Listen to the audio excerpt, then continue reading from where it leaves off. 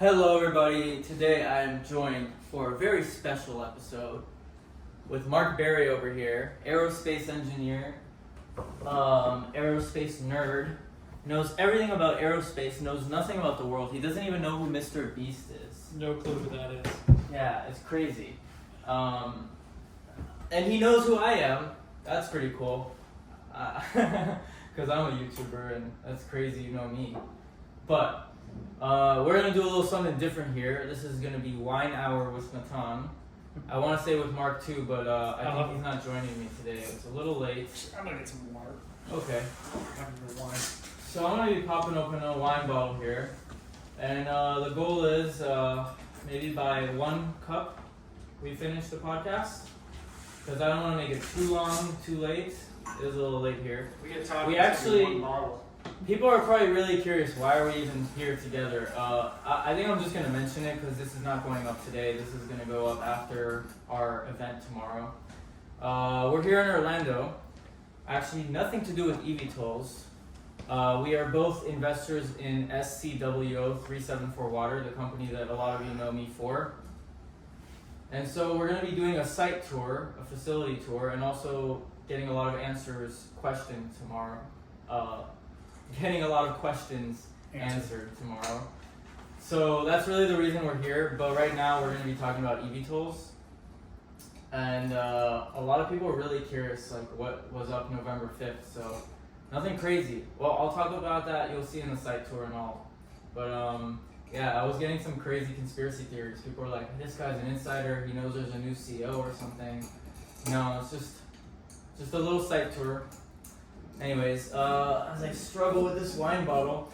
So what I wanted to do today... Here, let the engineer get it.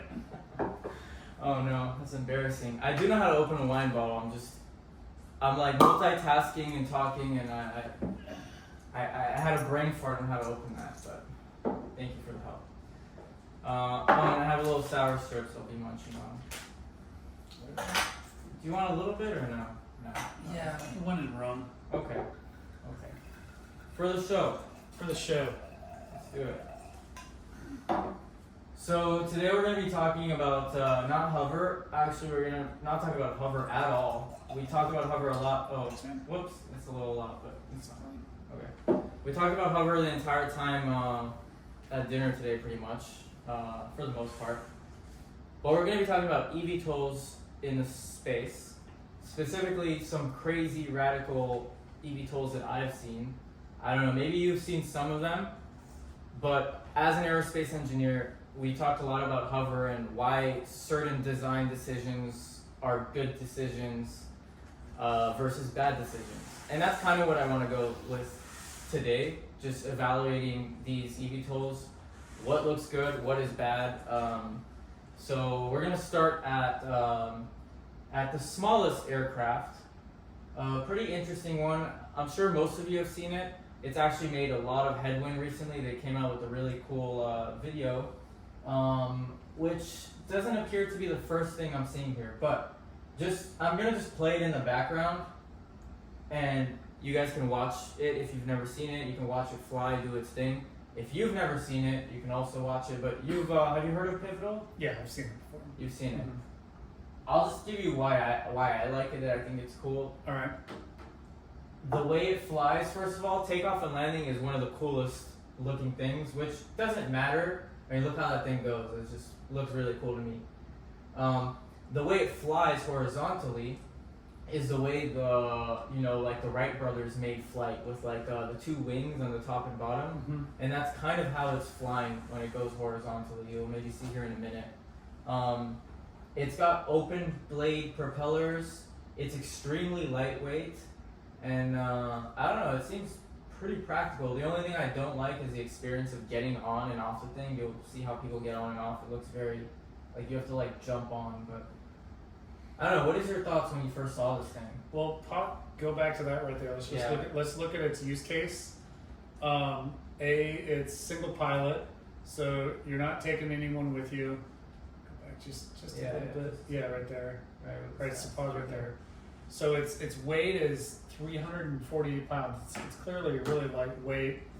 Max flight times 20 minutes and its max range is 20 miles. I mean, it's not going to really, there isn't a lot of use case for it.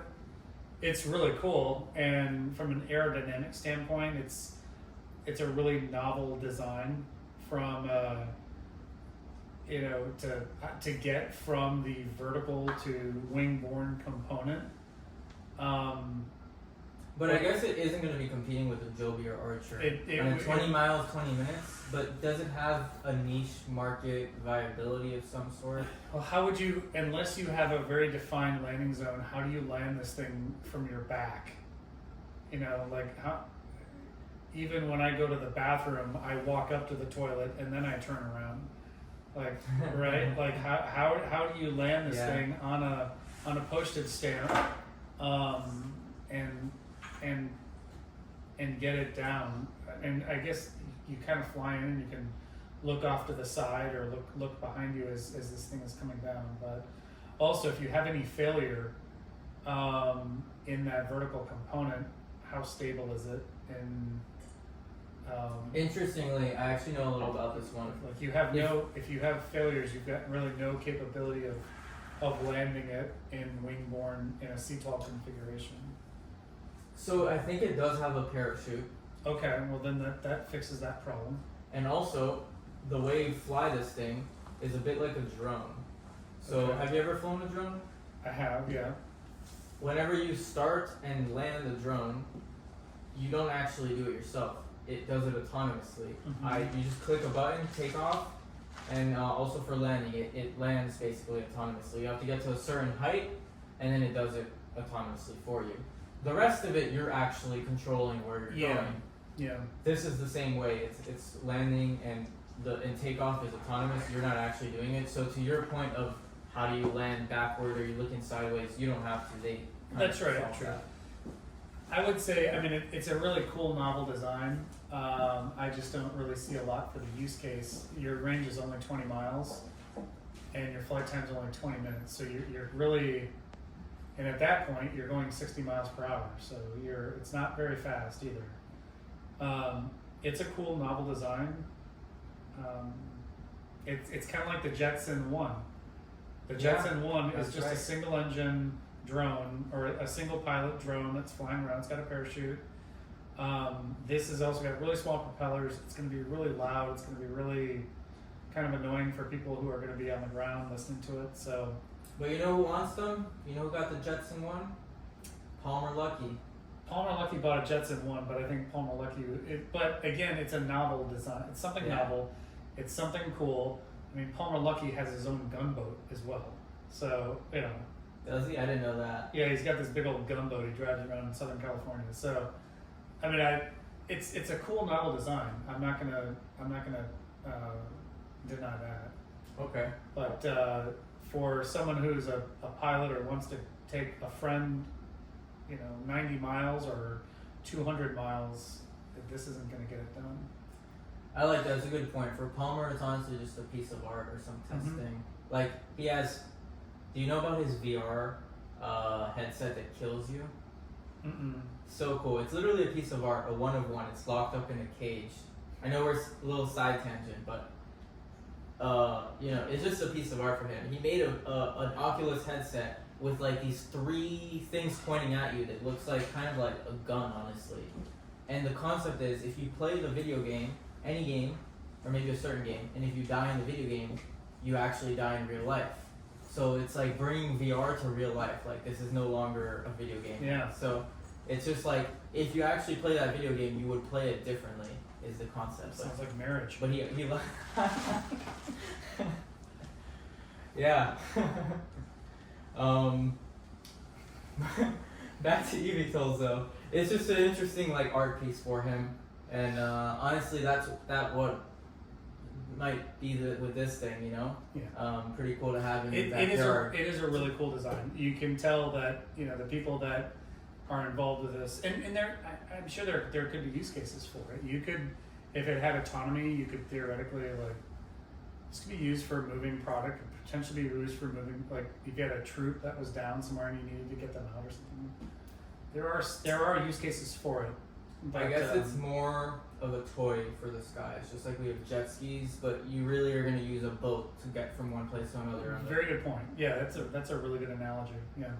Yeah. That's a great analogy. Yeah, this is going to be a fun little toy for some billionaire, you know? Yeah, yeah. Like show off to their friends, come for dinner, and like, hey, yeah. let me go fly to my vineyard, get a wine, and come back. That's right. Yeah, yeah. That'd be cool. I probably should have played this the rest of the time we're talking about it, but we're gonna move on past Pivotol now. Yeah. All right. And what's next on our list? We have here some. I wanted to just show you some crazy ones. So Okay. nothing standard. So we're going from Pivotol now, from lightweight to CycloTech. Have you seen this flying car? This is crazy. Yes, these are they rotate. Yes, this is pretty cool.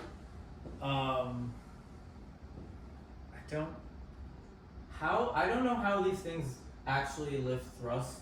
It's actually it is a wing. It's the same concept as almost like a helicopter in the sense that when it's rotating, those blades are also changing their angle of attack so that they can produce thrust in at certain phases of the rotation. So you can pretty much direct the thrust down.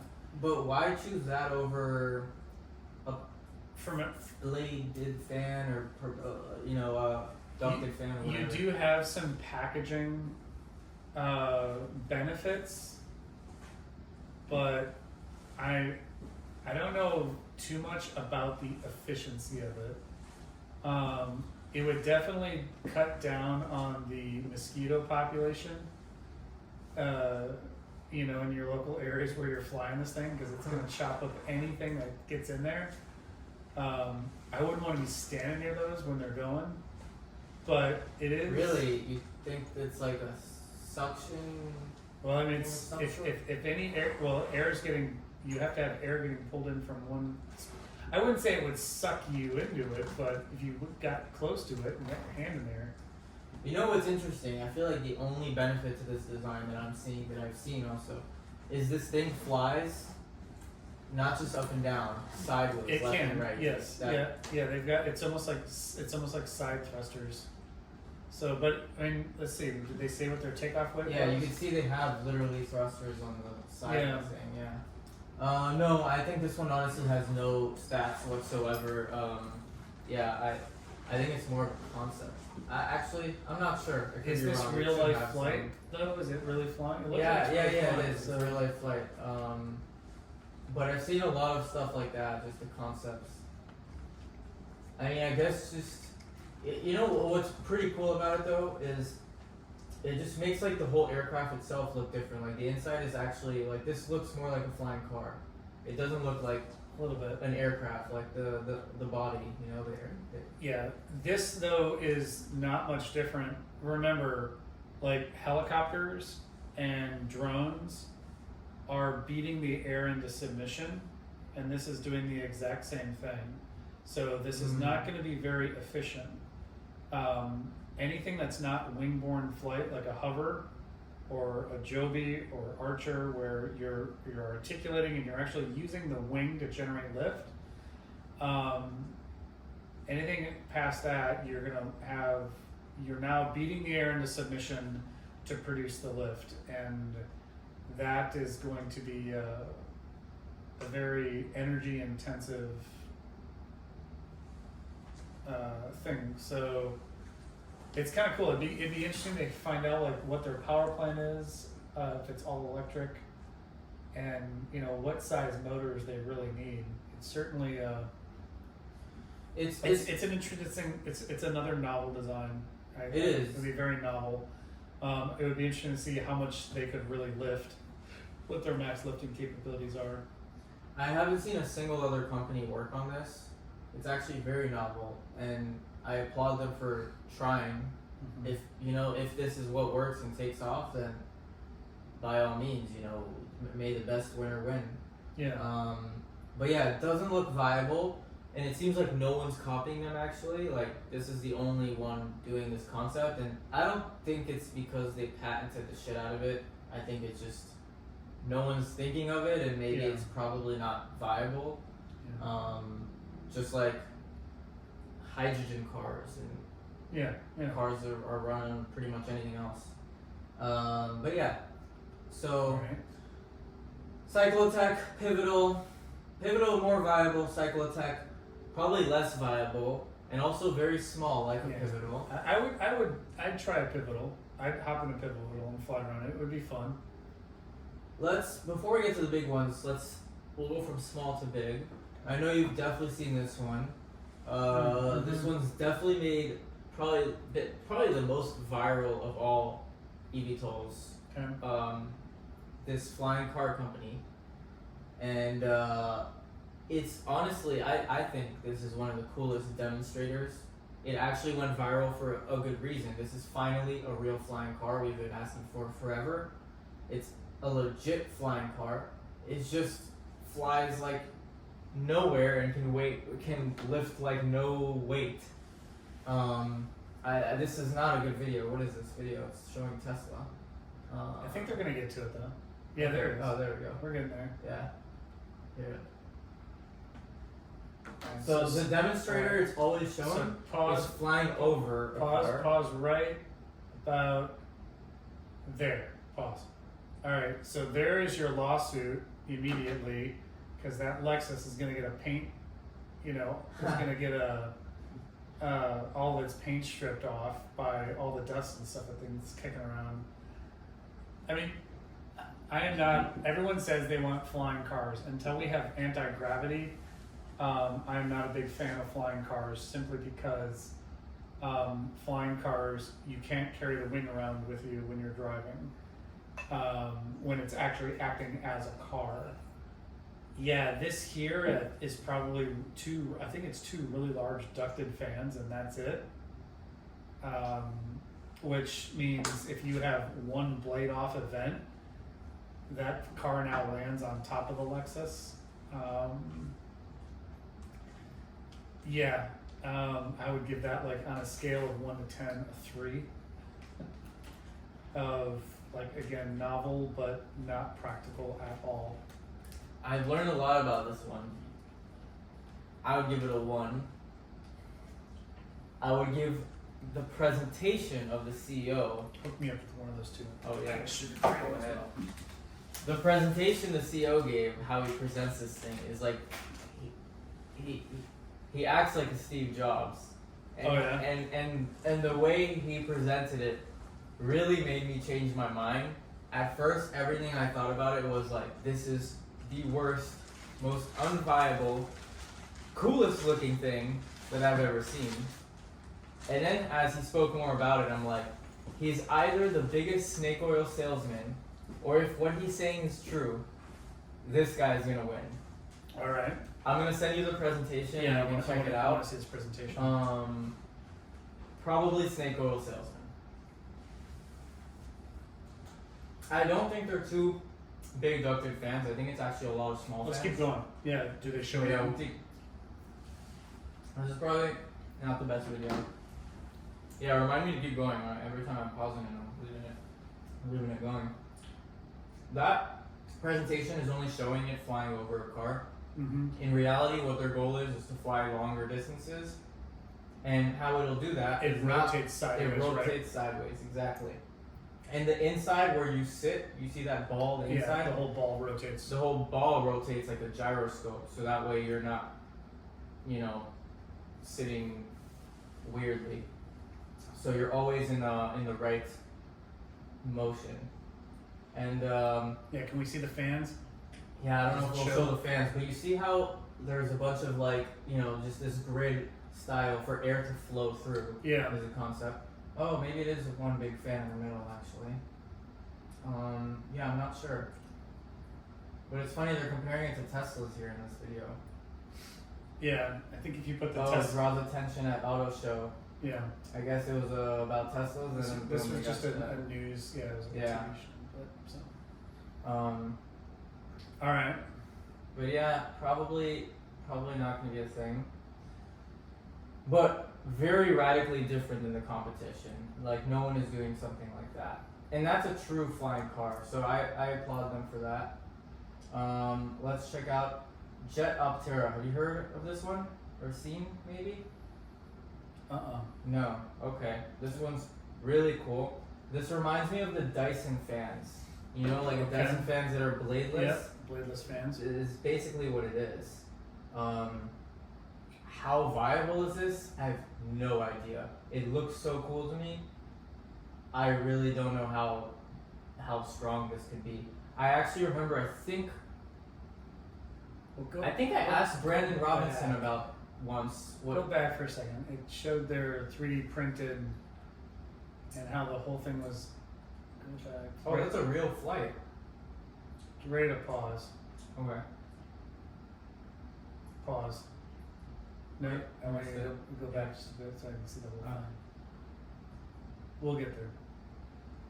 Be ready to pause after Dennis gets out of here right about now.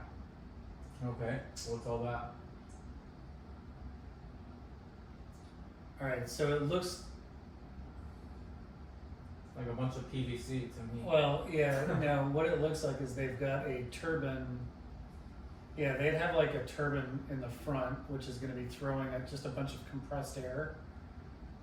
And then I think it is like the Dyson effect.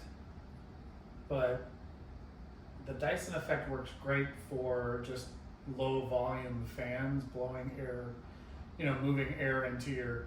The effect is you're taking very, very high pressure air and you're blowing it along the boundary layer of the duct. And then that is it's creating a Venturi effect, which is pulling the rest of the air through it. We use those on aircraft all the time. They're called jet pumps, where you take a very high velocity fluid. Like we use it to move fuel, where you'll have really high velocity fuel ported into this. It looks like almost like a trumpet, and it blows into the trumpet, and that it creates a Venturi effect, which then creates a suction on the backside, and it pulls everything else through it. For high volume, or for volume, it just doesn't really work, I think, for high thrust, which is what you need. Like it's good at efficiently moving air, but not for generating lift. Yeah, like if you want a propulsion system, I don't see how this propulsion system works. So Interesting.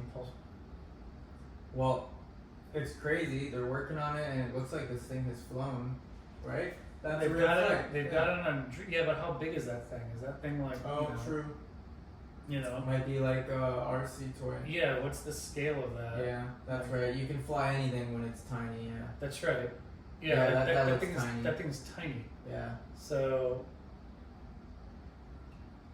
and that's a glider. So in one, all right. So in Oh, that there, you've got a glider, or do they actually convert it? All right. So now you're going into CGI. It looks like it has. That's an actual ducted flight. fan. Yeah. That was a real ducted fan. So, yeah. I'd like to know what Todd's pedigree is. Well, okay, interesting. Well, you've never seen that one. I'm surprised. That one actually has made a lot of headwind. Has it? I think all the cool designs just made some. Well, yeah. If you get really cool, it's neat. I mean, it's fun to make really futuristic stuff, but physics doesn't lie. So, Speaking of, this one needs the most help in physics. This one needs the most anti-gravity. LYTE Aviation. This one has not made much headwind at all, honestly. I don't know anyone talking about this. I don't know anyone who knows about this company. But goddamn, this is one of the crazier looking aircrafts I've ever seen. Because it's supposed to carry 40 people. 40 people, 40-seater eVTOL. And it looks like a regular plane with, what is that aircraft? With the propellers like a helicopter. But those aircrafts with the fans that fold. What is that called? The whole wing that folds. Oh, with the whole. propeller. Oh, yeah. That's what that looks like. But it doesn't fold, I think. Or does it? Actually, maybe it does fold. Do they show articulating? I think so. Let's see at this 3D model. But 40 people, and you only have these 4 propellers. So NASA did Oh, something. it does fold. Yeah, Oh, so look at NASA that. did something like this in the 60s. But that is. See, now it looks like a regular plane, which is pretty cool and normal. Like a regular propeller plane. But the way when NASA did something like that, really? NASA did something like where they had an entire wing pivot. But it was one wing, not two like I that, think right? it was just one wing. I think I've seen it. I know what you're talking about. And it failed? No, I think it, well, I think it was successful in NASA's testing, but it obviously wasn't viable because it was in the 60s and we still don't see it today. So, you know, these things. Yeah, but eVTOLs in general weren't viable in the 60s. Well, that's true. If this is all electric, then. Ooh. Yeah, I don't think you're ever really going to see an electric 40. And well, we may see it someday when battery technology. Everything comes down to power. Like the amount of power that is put out by a turbine engine is enormous compared to what is put out on just my single engine, Piper, or my single engine Mooney. So magnitudes of order of power more, and the bigger you get, that amount of power that you need to stay in flight, especially to fly vertically, is like that continues to go up. That curve, it's not a linear curve. Yeah. So That makes sense. it's why hummingbirds and bumblebees can fly, because they are so tiny and small. Their wing, the proportion of their wing to their body is much larger, and the power ratios work in their favor then. When you called Reynolds numbers, no? Well, Reynolds numbers come into effect. Yeah, Reynolds numbers are a function of your wing size and then your velocity. So yeah, I mean, your Reynolds numbers are for a bee, and for a bee to fly, are much more in its favor than for something that's really large. It's why we will probably never have something like a 747 or a 737 being able to lift vertically, unless it's being lifted by like a dirigible, like a blimp. I was about to say a lighter than air type thing. Then you call me for. I was about to say that's not true. There's lighter than air, but yeah. But lighter in air also has limited use cases. Yeah. I mean, the military has done a lot of research recently about trying to bring back dirigibles in blimps. They're coming back. There's a company working on that. Yeah, because you can theoretically lift an enormous amount of weight. It just has to displace an enormous amount of volume. Not only that, you can lift it for a longest duration. Very, very long period of time. That's right. Yeah. They're thinking of, there's a company working on it, it's pretty interesting, thinking of competing with Starlink and creating, basically like, having these blimps fly in the air, acting as low-level satellites instead of up, That's right. Yeah.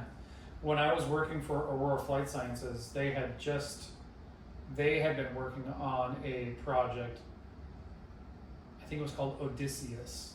And the Odysseus project was a very, very large solar powered, it was a huge flying wing, or it looked like a flying wing. And it was solar powered, and its design was to fly at like 50 or 60,000 feet. Because up there you have no clouds, and you can pretty much fly this, like the sun will always be shining on it when the sun is shining.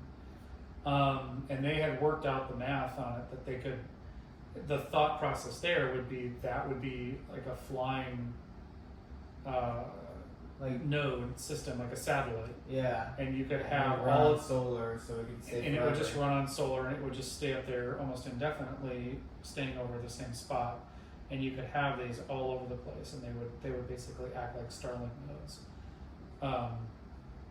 you know, if the world ever got crazy enough and some, you know, lunatic went and lit off a nuke in space or started blowing up satellites in space that rendered space useless, we may actually start going back to that, where it's like, well, shit, we can't use space anymore because there's so much trash out there.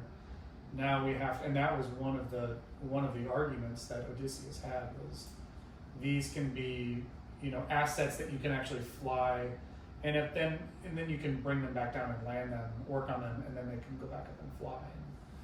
So, but yeah, lighter than air is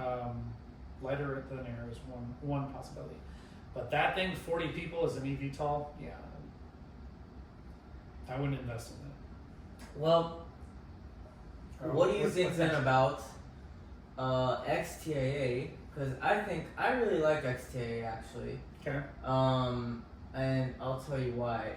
I mean, just like we spoke about how that thing has no viability being all electric. They're gonna have to be hybrid or something of some sort. There's no good videos on XTIA, honestly. There But should be. I mean, this corporate overview video maybe. But I've talked about them on my channel, and you already know what they look like, and you know some about them. I think what's interesting about them is they're also doing the hybrid approach. They're able to travel 1,000 miles. They're using these huge ducted fans that are supposed to. Have you pause it in just a second? Be ready to pause it. They're supposed to lift a lot of thrust, and I know if one fan goes bad, they might be fucked, but not completely, I think. But even still, if one fan goes bad, it really reminds me of like just a better version of a Gulfstream. That's a VTOL Gulfstream, if you will. Okay. All right. Is that fair?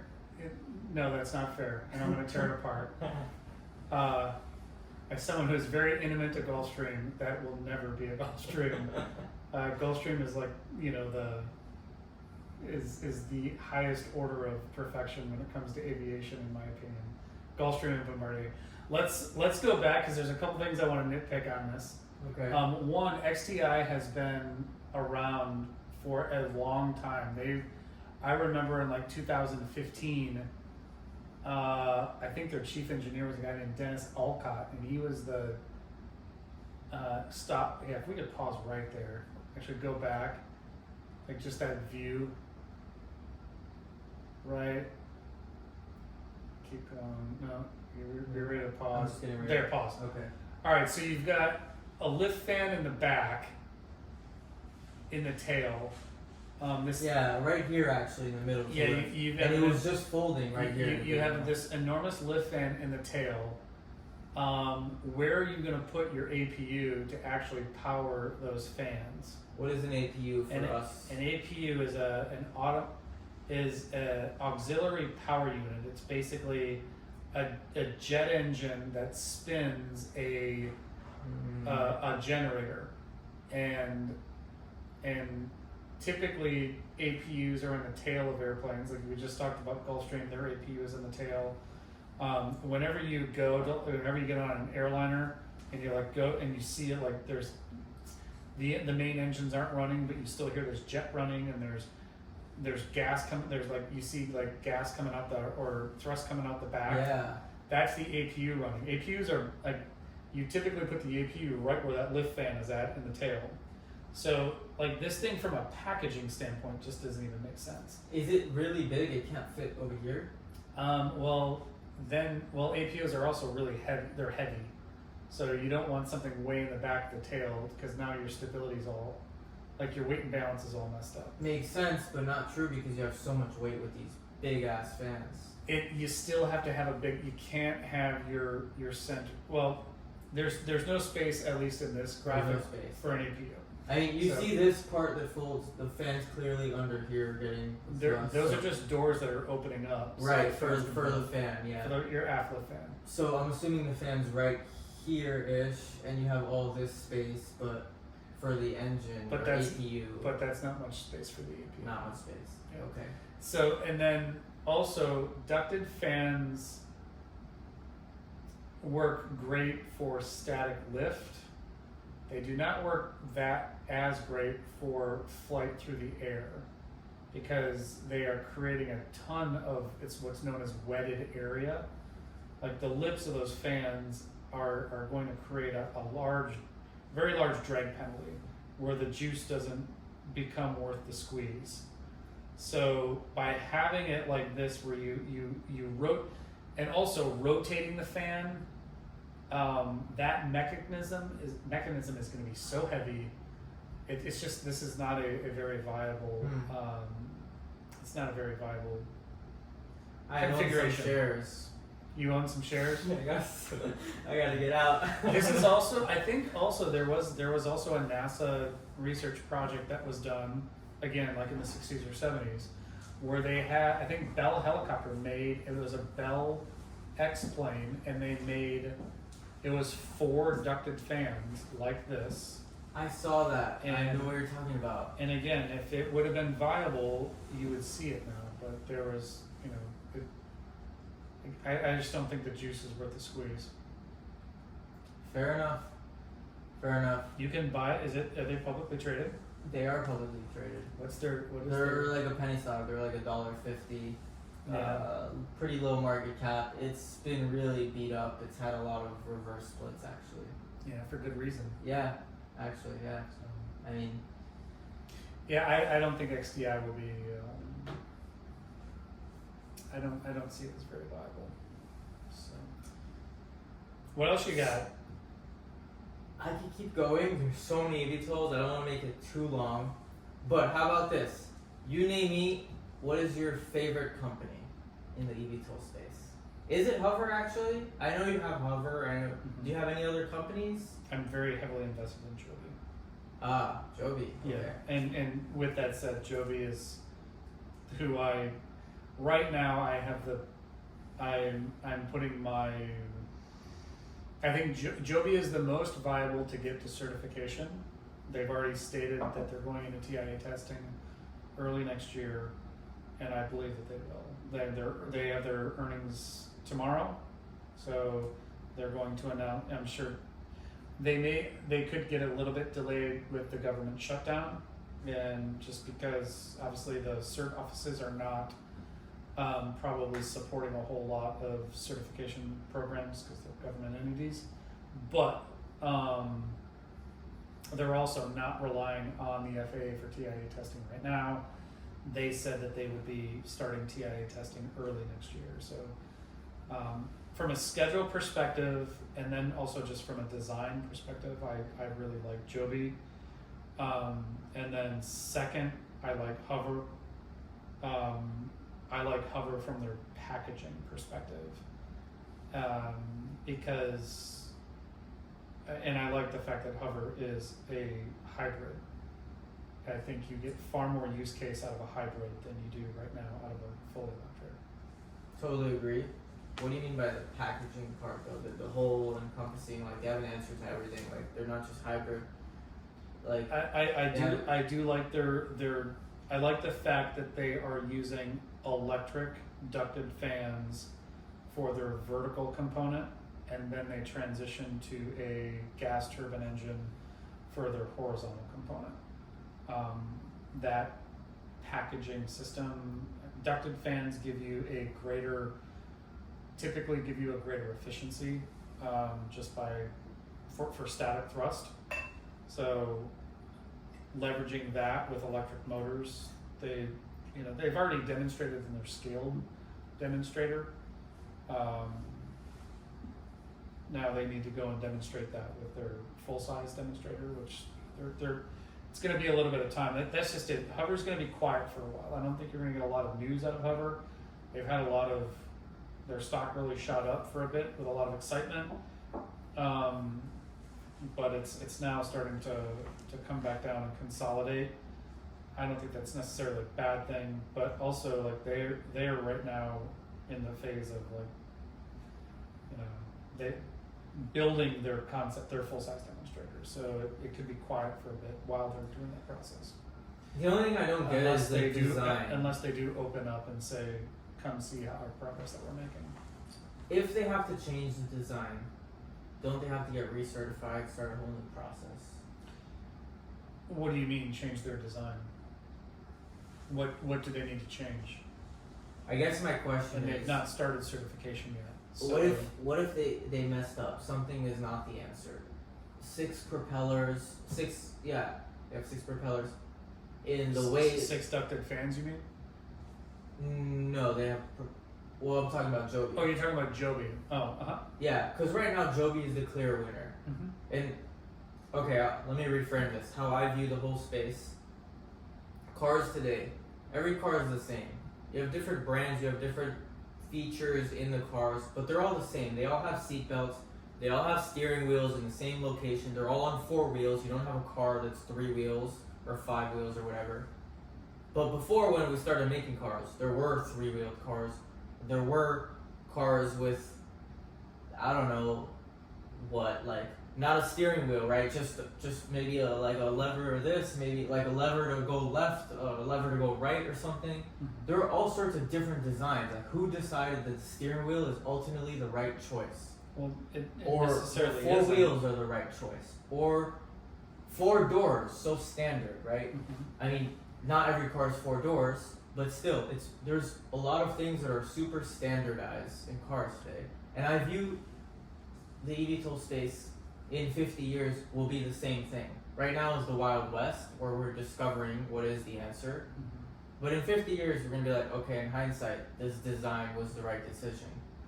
I don't think Joby has all the right design decisions right now. There's no way, it's just not obvious to me that this is what we're going to be doing in 50 years. Well, I think Joby has set out for a very specific use case, and it is urban mobility. And I think that they have dialed in pretty good what is required for that use space, or for that use case of short hops. We can recharge fairly quickly. We're only going to go 50, 60 miles. It's very quiet. And from a standpoint of certification, I think Joby is, they're at the finish line. Like they're ready to close the curtain. So that's You do not go into TIA in this industry. You do not go into TIA testing unless you know you're going to pass the test. And Joby has said, that they plan to start TIA testing early next year. So Joby will get certified.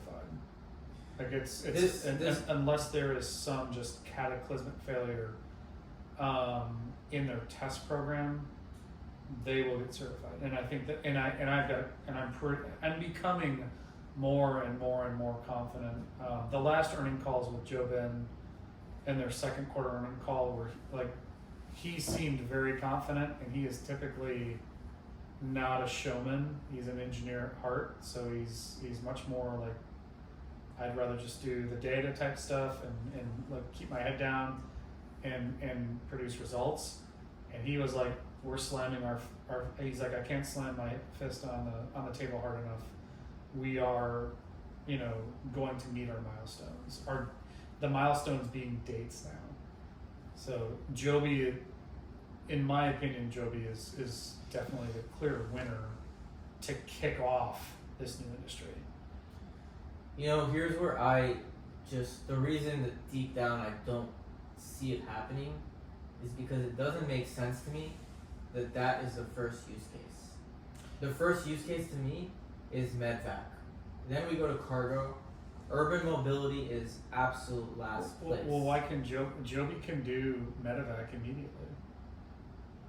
Aren't they getting certified for urban air? You even just said yourself. Well, their design is meant for urban air mobility. They're but they have a range of 60 to 70 miles, so you can theoretically, if you're in an urban environment, you're right. Like if Hovr if you need to get somebody 200 miles, they're out in the middle of the wilderness, and they get crushed in a logging accident or something, and they have to get to a Trauma One medical center in Toronto.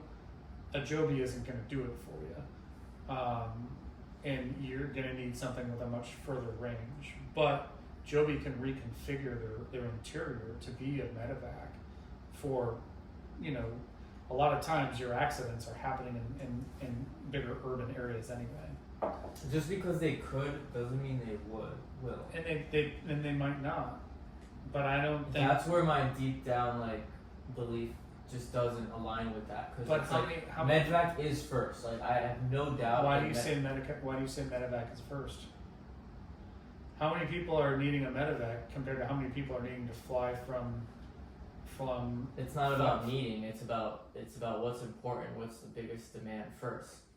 Safety and health and stuff are always, you know, first in line, sort of. And military use cases also is up there. Military cargo is all up there. But they're working that too.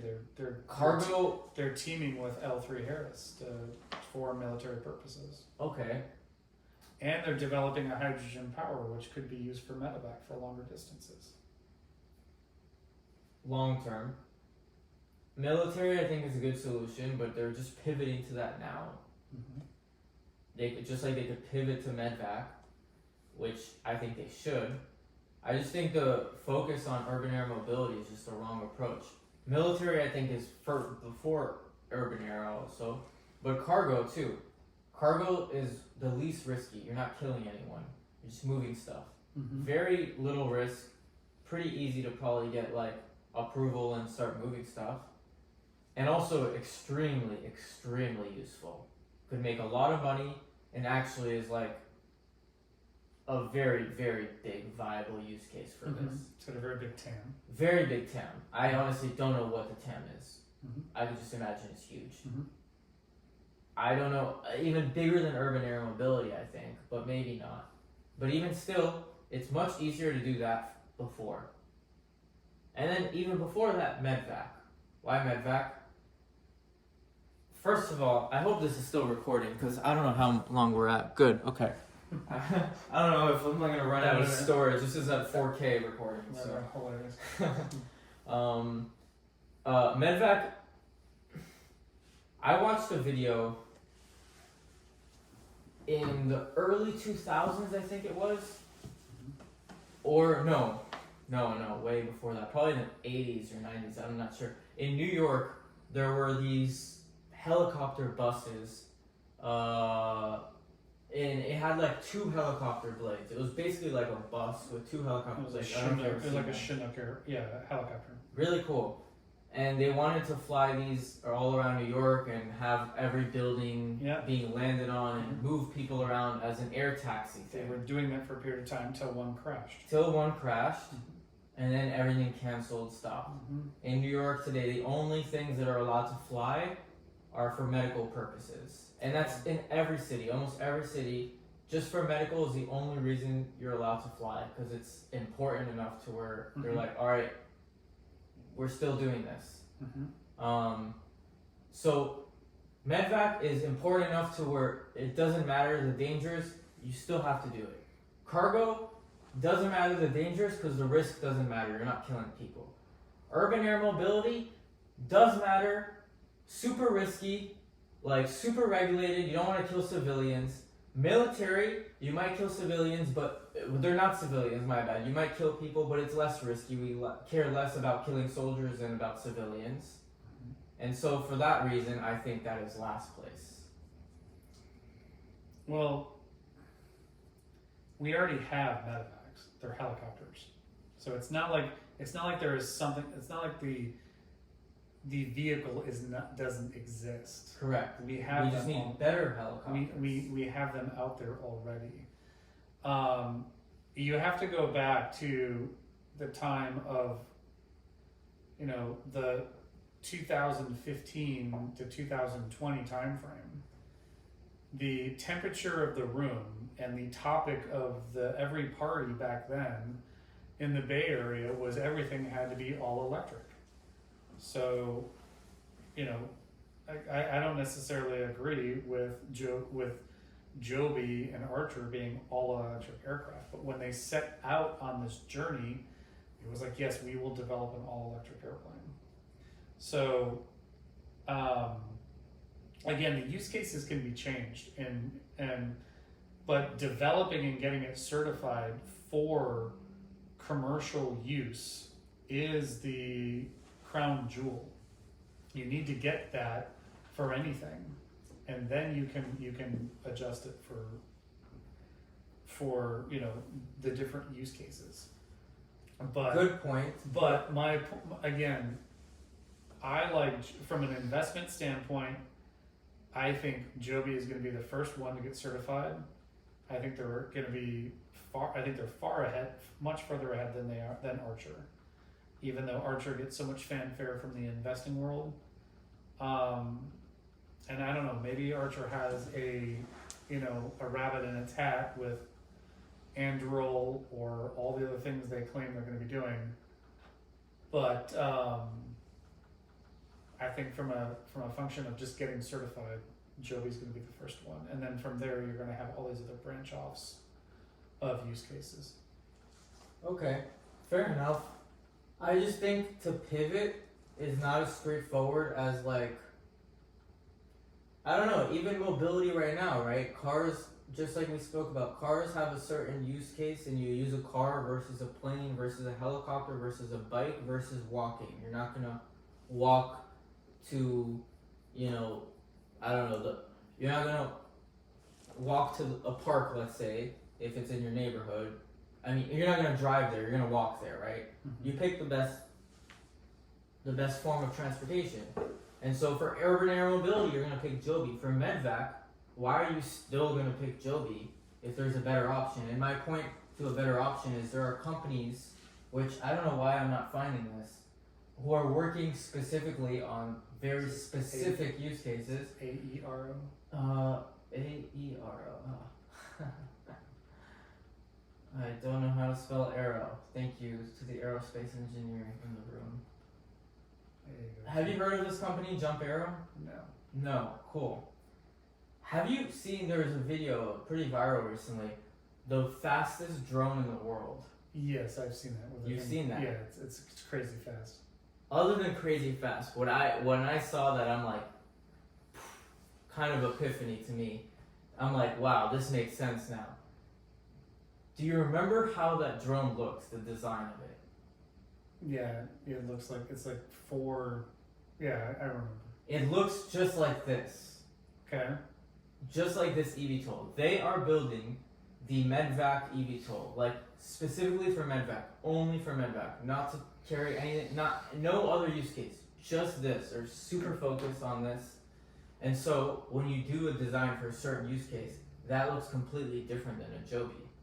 This flies very fast. It's supposed to get you to somewhere very fast to save your life, versus an ambulance that's much slower, or a Joby that'll also be much slower. And so my whole point to that is going after, So how's that thing land? It's got to convert. It's got to rotate. Yes, it's a bit of a it's a bit of a weird one, but yeah, it lands really weirdly, but it lands like in your backyard, in your front of your home to pick you up. How do you get in it? A lot of good questions that I want to ask to the CEO. I actually reached out to the CEO. I want to when talk you're to jacked him. up, how do you get in it? Is there someone in it with you? What do you mean jacked up? Well, if you're getting a medevac, you've got busted bones and your body's all jacked up. Right. So how do you? Let's continue to watch this. I want to see how they actually load. See, they don't even show you how they load the. They don't even show you. That is a good point. That was my biggest thing. I also I don't know what to tell you about that. Sorry, man. I'm giving Jump Aero a 2. How do you?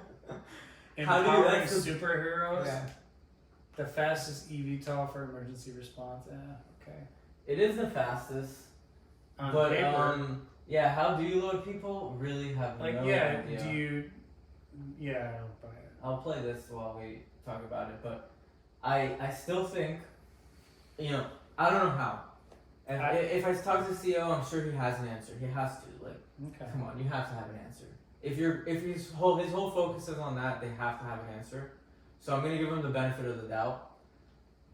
But my point to this still is you can build the all-purpose aircraft, or you can build a specific niche aircraft. You can. Government and municipality, if they want to, instead of an ambulance, they want to pay for a new eVTOL aircraft. Are they going to pick Joby or a Jump Aero when Jump Aero is very specific and niche? They're not going to pick a Jump Aero because Jump Aero is not certified. You got me there, guys. Good point. I mean, that's just So it. if Joby's the only one certified, who cares of the competition? That's They right. can't even That's get my that. whole point. Is like nothing. It's I love Hovr, and I believe in, but Hovr has got years to go. Hovr has not proven their wing and fan technology for a 6,000, 7,000 pound aircraft yet. But if and when they do, they still have to get certified. and is that long and hard? Like, is it like? Well, Joby's been working on their aircraft since 2009. Archer's been working on theirs since 2017, I think, is when they really got. Yeah. 13 they worked on the amphibious one. Yeah. Yeah, when they really got the ball running. So, it typically takes, like when you're a Gulfstream or you're a Bombardier and you launch a new aircraft program, it typically takes about 4 years. But that aircraft has been in concept design for years prior. So, ballpark figure, like, I would love to see, I want to see Hovr be successful, and I root for them, and I invest in them. But they have got a long ways to go. Like, there's the world of building the concept demonstrator, a scaled concept demonstrator. Like, you and I can have an idea here tonight, and we can go pull out my computer and we can draft up some 3D CAD and build a scaled concept demonstrator, in a couple of weeks, and say, yes, we're off to the races. But building the full size, and talking about how great we're going to be, but to actually then build your full size demonstrator, and that requires a lot of engineers. And especially if it's going to be certified. If it's an experimental, it's a different story. But if it's something you're going for certification, it's not hard. It just takes a lot of effort by a large, just a large group of people. So your cert office alone, and I know that Brandon references, well, we're going to go through Transport Canada. We've got front of the line. You still got to get it certified in the U.S. if it's going to be sold in the U.S. You got to get it certified by EASA. Yes, they've got commonalities and whatnot, but not all the time. And you still have to go through a full certification program, regardless of if it's Canada, the FAA, EASA. No, but he explains there's some bilateral agreements. There's bilateral agreements, yeah. So, for example, if they get FICI certified in Canada, then the FAA will most likely recognize that FICI certification. So they won't have to go and retest in the United States. But you still have to pass a certification. You still have to do a test program and get FICI certified in Canada. Okay, but when you say you still have to do that, I mean, they're doing that in Canada. They don't have to do it in America. Cheaper, faster process. Well, I'm not convinced it's a cheaper, faster process. It requires testing. It requires certification. It requires cert reports and means of compliance. And there is, they say that typically when an airplane is ready, is certified, the amount of certification paperwork will match the weight of the aircraft. So it's just that's crazy. You would be. That's so crazy. Yes, it'll blow your. Seriously? Yes, it'll blow your mind. Wow. Yeah. What? Yeah, it is. Do you guys hear what he just said? What? Yes, the amount of paperwork will match the weight of the aircraft. I can't imagine how many thousands of papers that is. Mm-hmm. But how many days, years? That's crazy. Yeah, it requires a lot of people. So now that makes a lot more sense. So again, just put that into perspective. If you look at Joby, and you look at you look at their staffing levels, and I mean I know FAA designated engineering representatives that worked for Joby back in 2017. That was 8 years ago. Joby was really wise to hire those people at that time to help them design their product so that it could be certifiable, because Hovr is doing that though, and they are, but they're still gonna have to go through 6,500 pounds of paper. You still have to go through that process, and this is what I told what I've told other people on other channels when I was supporting the Hustle Brothers is certification is hard. It's not this. It's hard, but more than being hard, it's just a process. And everybody has to go through the process, which is why people get so excited about, oh, Tesla's going to build a flying car. Elon Musk knows all about certification and building cars and how difficult it is to get a car on the roadway.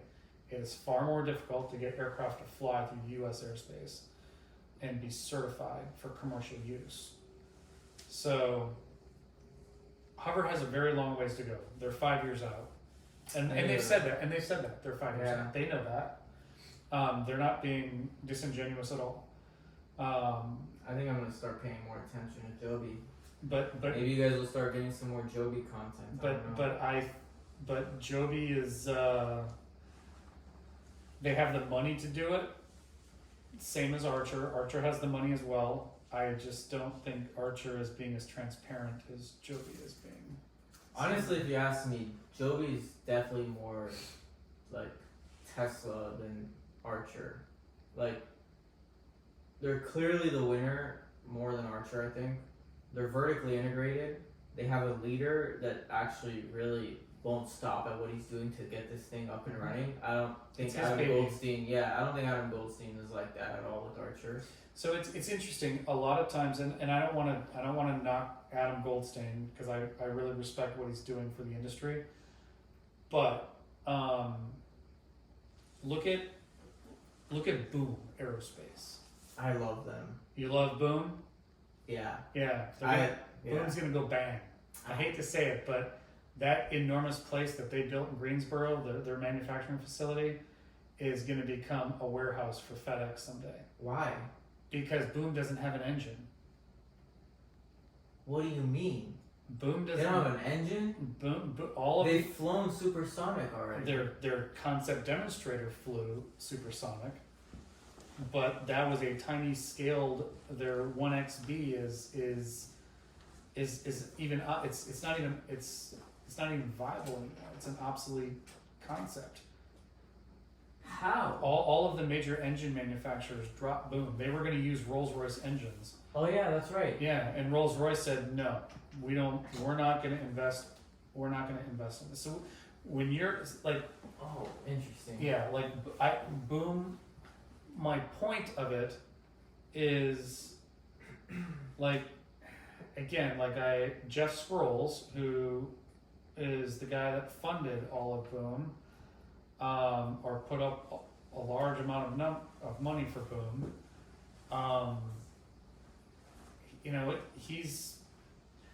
He's a visionary, and I respect his vision, and he's got a lot of money, and he wants to leverage that money to see a vision come through, but he's not an engineer. He doesn't understand. He's not like Elon Musk is so unique in that respect that Elon Musk has a shit ton of money, and he's an engineer, and he's militant about. Is Jobin an engineer? And Jobin is an aerospace engineer. Oh fuck yeah! So Jobin has been an engineer. And so is Brandon Robinson. And Brandon Robinson is a mechanical engineer. So you look at successful companies, especially in aerospace. They're the people that are making the decisions especially in the beginning, you want them to be engineers, and you want them to be aerospace engineers, and you want them to be passionate about aerospace. I think. So now we talk about Archer, or you talk about Boom.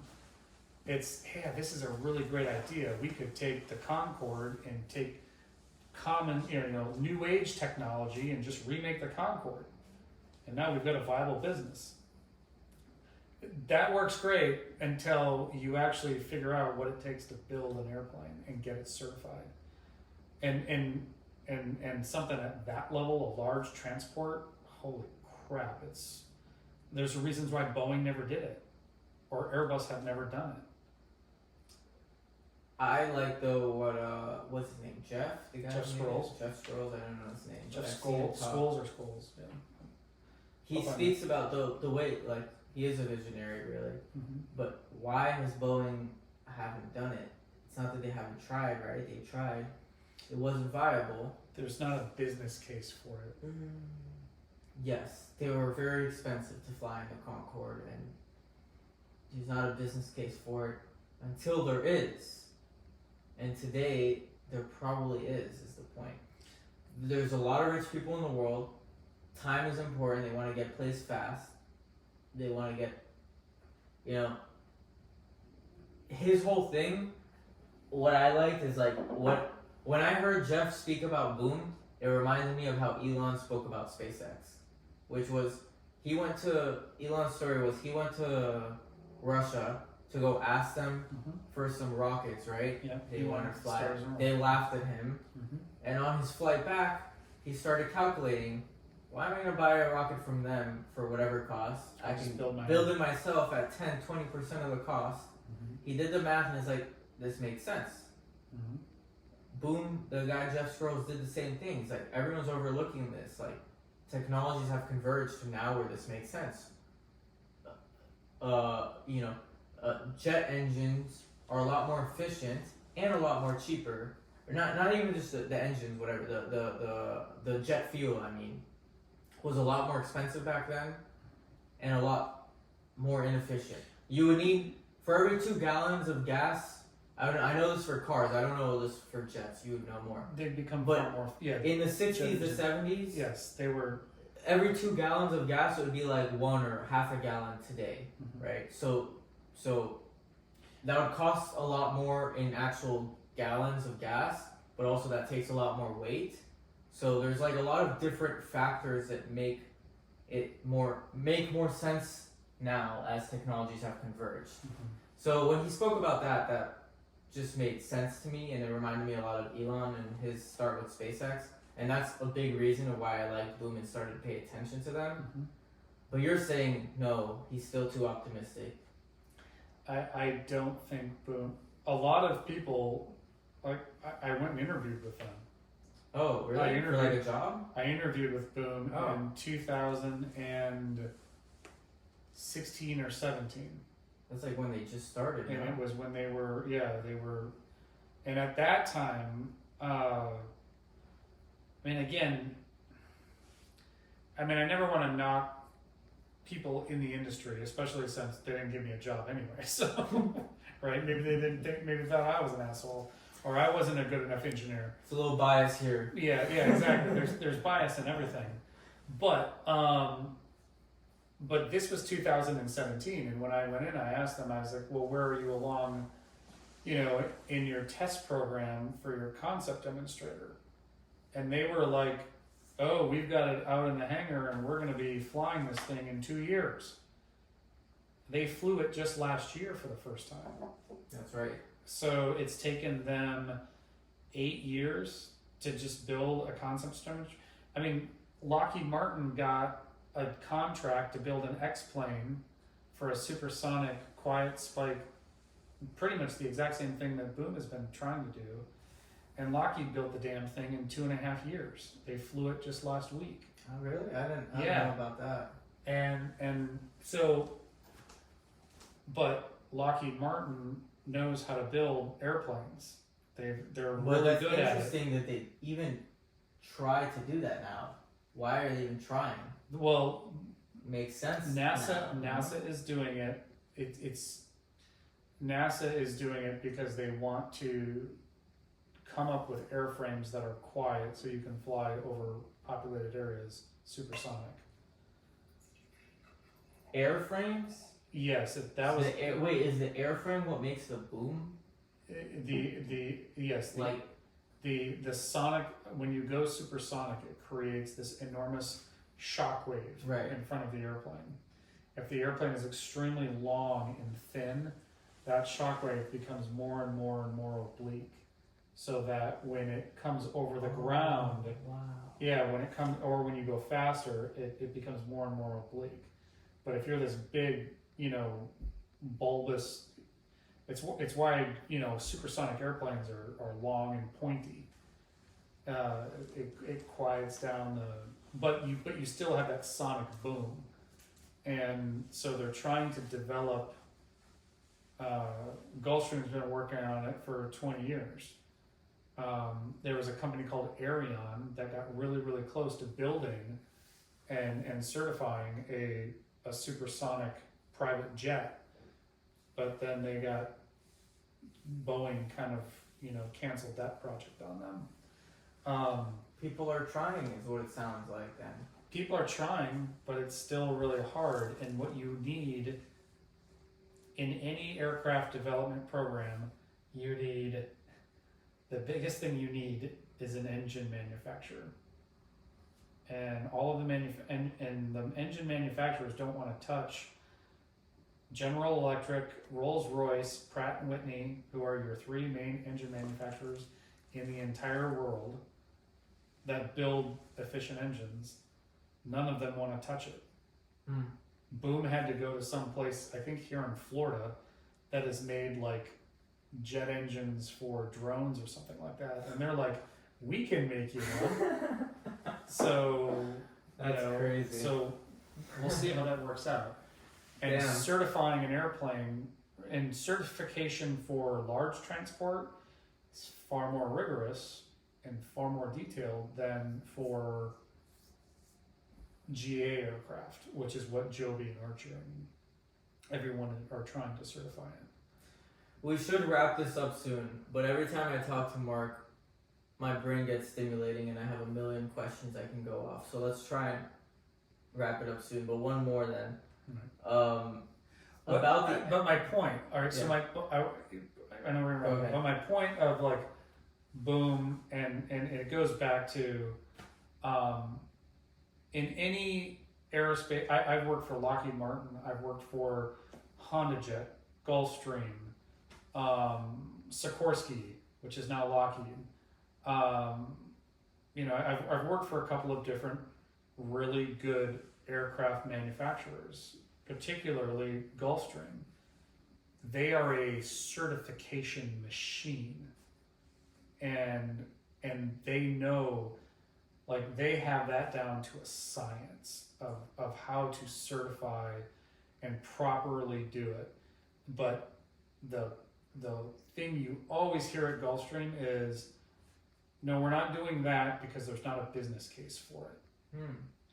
Like, Gulfstream won't go and build a new airplane until they have 300 sales before they go and announce a new aircraft program. What about VTOLs? Is Gulfstream paying attention to No, VTOLs? they'll have nothing to do with it. There's not a business case for it. They sell a G800 for $80 million. Why would they, one airplane for $80 million? Why would they want to go and, have to produce 16 VTOLs to their one? They're going to stick with what they're really good at. It's the same reason why Bombardier has sold their train division and sold all these other divisions, and now Bombardier says we're just going to focus on private jets because it's what. And these private jets are never going to be like, they're never going to lose business to VTOLs, probably, right? They have a very specific case. Yeah. Private jets are because you're getting in a Gulfstream, you're getting in a or not a Hawker, but you're getting in what is this? a Bombardier, and you are and you're going halfway around the world.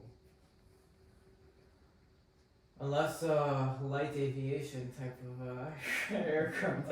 Unless LYTE can figure something That's out. really So- interesting that Gulfstream isn't doing any VTOLs, that Elon isn't doing any VTOLs. Maybe he is. On the Joe Rogan podcast, he spoke about flying cars. That's going to be interesting. We'll see what comes out of that. But we won't get into that whole thing. The last question I had for you then. We spoke earlier off camera. I was very surprised to know that all these companies are making their own batteries. Like Hovr, Joby, I'm not surprised because they're vertically integrated. But Archer, every eVTOL company for the most part builds their own batteries. And I didn't know the reason. He said is because it just makes more sense. It just they're building their own battery packs. Packs. The battery packs. Okay. So the internal individual battery cells they're most likely purchasing from somebody, but the actual pack to get to the voltage and current and discharge rates that you need, they are buying and they are designing that. And they're doing it for a couple of reasons. One, their motors are designed for a very specific voltage and current, but also the cooling rates as well. They need to cool these batteries. They need to be thermally managed.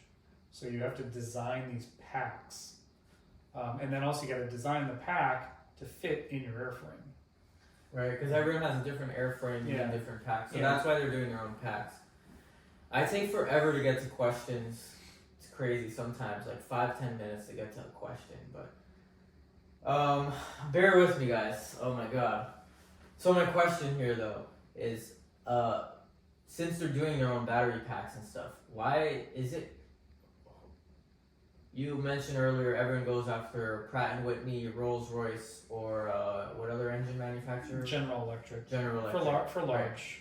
Yeah. Large transport type stuff. So I'm sure there's some smaller other companies, like you said, they went to some drone company, but sure. Why are like Williams International is a very, very in the smaller jet market. Williams International, like top of line, they make great jet engines. Why could Boom not just do their own engine or any company? Is Joby even making their own engine? Well, Joby's. Integrated. I think Joby is making their own motors, but remember, a jet engine and a motor. Jet engines are unbelievably precise modern marvels, and the materials that go into jet engines, especially for their high temperature turbine sections, are highly coveted alloy.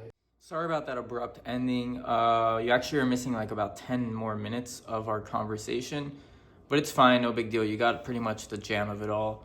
My phone ran out of storage, so I'm gonna have to fix that. I am learning. And yeah, as always, until next time, guys, stay thinking, question everything, and peace out.